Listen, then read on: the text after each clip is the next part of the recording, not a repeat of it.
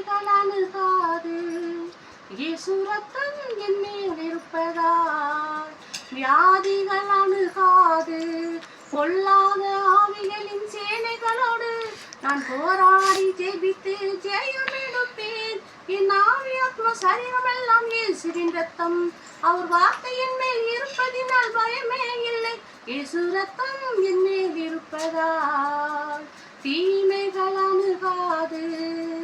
இயேசு ரத்தம் என் மேல் இருப்பதால் வியாதிகள் அணுகாது.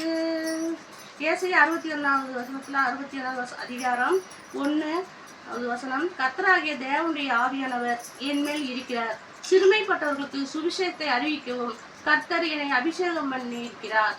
இருதயம் நொறுங்குண்டவர்களுக்கு காயங்களை கட்டுதலையும், சிறைப்பட்டவர்களுக்கு விடுதலையாக்கவும், கட்டுண்டவர்களுக்கு கட்டுவிழ்க்கவும் கூறவும் கர்த்தர் நம்மளை ஒவ்வொருவரையும் வச்சிருக்காரு. என்னை மட்டும் ஒவ்வொருவரையும் இப்படியாக துக்கப்படுறவங்களுக்கும் கஷ்டப்படுறவங்களுக்கும் ஆறுதல் அடையவும், கட்டுண்டவர்களை விடுவிக்கவும், அவங்களுக்காக ஜெபிக்கவும், வியாதிப்பட்டவர்களுக்கு ஜெபிக்கவும், சுவிசேஷம் சொல்லவும் கர்த்தர் உங்களை என்னை வச்சிருக்காரு.